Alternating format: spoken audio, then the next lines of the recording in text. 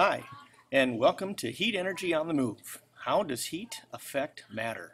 Today we're going to be doing a little bit of review and talk a little bit about heat transfer and the types of materials that allow heat to transfer. And along you'll be taking some notes, really getting yourself set up for Save the Penguin activity that's coming up. But first we have to learn a little bit about heat transfer, and we'll be going through some slides, and you should have your note sheet with you in hand and be able to ready to take some notes. Keep in mind that you can start and stop this video at any time, and even to go back and review if you need to take some more extra time to copy down information or to review the material. So here we go. Let's do a little review. First of all, let's take a look. If we remember, boiling point is the temperature at which a substance changes from a liquid to a gas, causing particles of matter to move quickly. Freezing point is the temperature at which a substance changes from a liquid to a solid and particles move slower and become closer together. This is going to be key when we begin to talk about heat transfer, because once again we'll be talking about particles, really atoms, and the speed at which they move based on the temperature that they're at. So far in our energy unit, we have been learning about energy, kinetic energy, potential energy, mechanical, chemical, electrical, and we spent a lot of time on energy transformations and different types of energy. So what we're going to do is pull from this list, and we're really going to focus on one other type of energy now, and that is called thermal energy. So what is thermal energy then? What would that all be about? Well, thermal energy is the motion of particles in matter. Thermal means heat. So we take a look at some pictures. These are infrared pictures showing the different colorations and where the heat patterns are in hands, a horse, or even your own house. This is how people can take a look at different heat sources and where heat might be escaping. We feel the thermal energy of particles in matter as heat. And of course, when you add thermal energy to matter, the particles move a little bit faster. The more the heat, the faster the particles or atoms will move. So let's take a look at the difference here between thermal energy and temperature. Thermal energy really describes the total energy of atoms in matter. And again, we take a look at the difference in temperature, and we can also then gauge the amount of thermal energy. So temperature then, what's the difference? Well, temperature, well, that just describes the average kinetic energy in matter. Again, science makes things sometimes a little bit more difficult, but we have to understand that thermal energy is the total energy of matter, while the temperature itself is just getting an average. So let's take a look at what temperature is a little bit more. Temperature is the measure of the average of energy of motion in particles. And when those particles in the air move slowly, they move less and have less thermal energy. So if you take a look at this diagram, you can see we have solid on the left, liquid in the middle, and then vapor or gases on the right. And you'll also notice on the top and bottom it talks about organization and particles' kinetic energy. And so it decreases as the thermal energy leaves matter and it slows down and the atoms begin to reorganize, while as you add heat, they begin to speed up and move around a lot faster.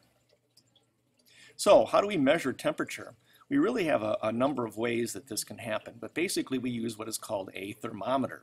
And a thermometer is used to help measure the temperature. We take a look at what temperature is like, and we compare that now to heat. So we have three different areas that we're trying to understand here. Thermal energy is the total kinetic energy in a material. We also look at temperature, which is the average energy in a material. But then we say, well, then what's heat? What could heat be about? So we look at the globe of the Earth, and we do find that we have very warm regions of the Earth, and we have some very cold regions of the Earth. And we use the word heat and thermal sometimes as the same, but truly they are different. Heat is really the movement of thermal energy from a warm object to a cooler object. You have to understand the name of our unit is called heat transfer. That's the answer. You have to understand that heat is moving from one object to a cooler object. So let's talk a little bit about heat. But heat, when we talk about that, we are really describing the movement of that thermal energy. So let's take a little bit of time and take a look at some things about heat and things that we can list. And so here are some things that we understand about matter and when heat is involved. One, the molecules vibrate very quickly. Two, heat is moving energy, and that's that thermal energy again. Remember, it's the total energy that's being there. And then heat always moves from hot to cold in objects. That's really a key thing, but remember, that's the title of our unit, heat transfer. We don't say cold transfer, it's heat transfer. Temperature, well, let's talk a little bit about temperature. There's different ways, but it's the measure of the average energy or motion in particles, or the amount of thermal energy. So when we hold a thermometer in the air or in a liquid, what we're really doing is really, I guess, trying to catch the speed at which those particles are moving. We use a thermometer, and we measure in different degrees. We have different ways to measure. There's Fahrenheit, we also have Celsius, and then we also have another type called Kelvin. All of these are scientists' last name who've come up with different ways to measure matter. Now, heat can be transferred really place to place by three different methods, and that's what we want to focus our attention on next. We have conduction, convection, and radiation. Sometimes you might hear it as CCR.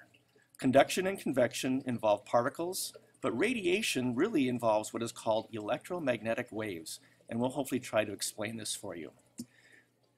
Looking at this particular picture, we see what is called heat transfer, and in this picture, we really see all three.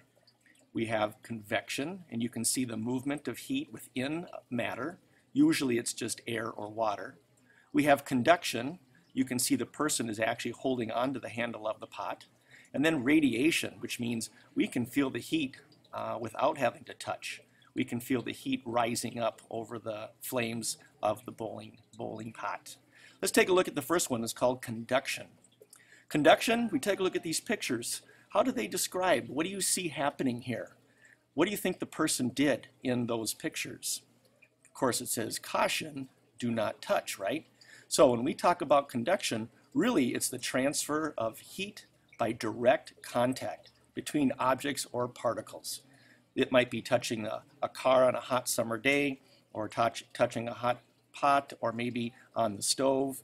But again, conduction means direct contact. When we talk about convection, well, really what convection is, it's a movement of particles within a system. So we have a couple of pictures here. One again is back to our boiling pot, and we see that hot and cold water begin to circulate within the pot as it's getting heated. Also, we see the clouds system as warm air rises and cold air sinks. That's also convection, and they call those convection currents. So let's put down a little definition here for convection. Convection really is heat transferred by the movement of molecules within a material. And this really only happens with gases and with liquids. So air or gas and water as a liquid, and the movement occurs again from a warmer area to cooler areas.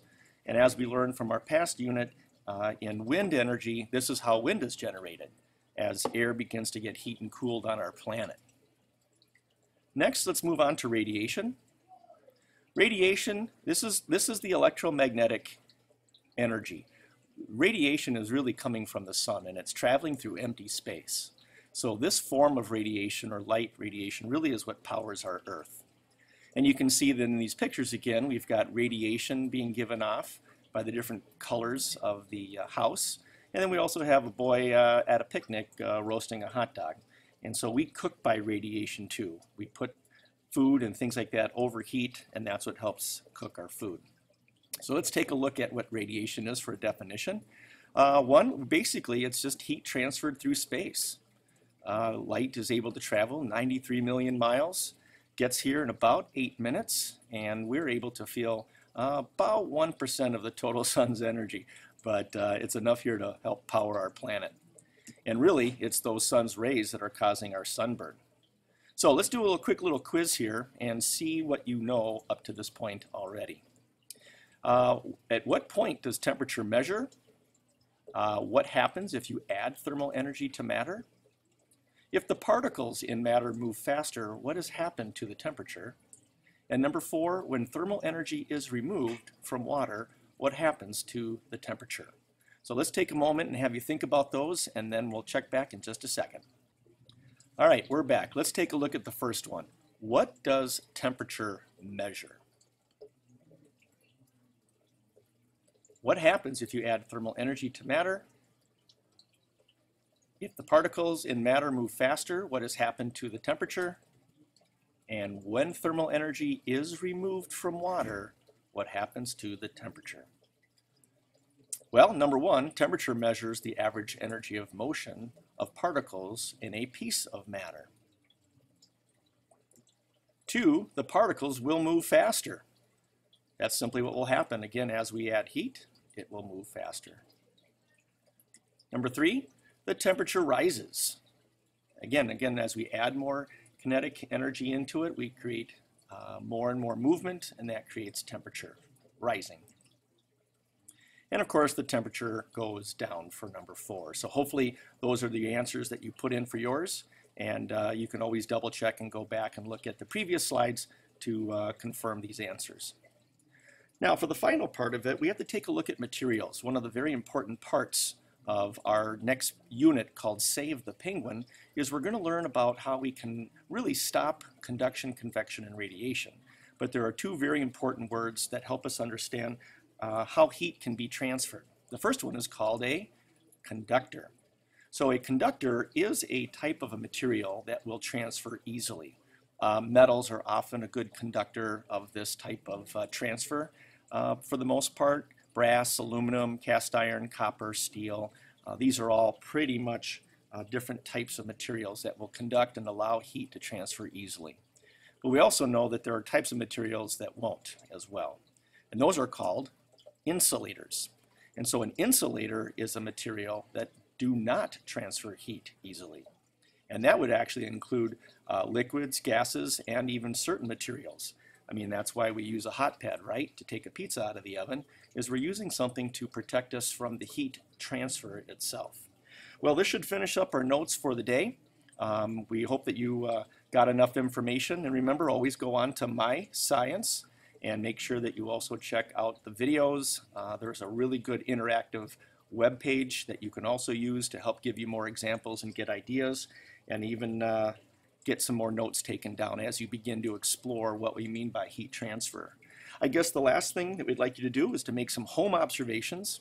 Where at home are you experiencing heat transfer? And see if you can't locate conduction, convection, and radiation, and put those on your lab sheet as well.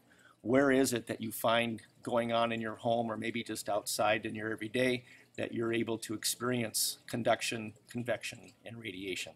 Well, that's it for now, and we'll see you back in the classroom. Make sure you get your notes done, and be sure to check out My Science for all of your information, and have a good day.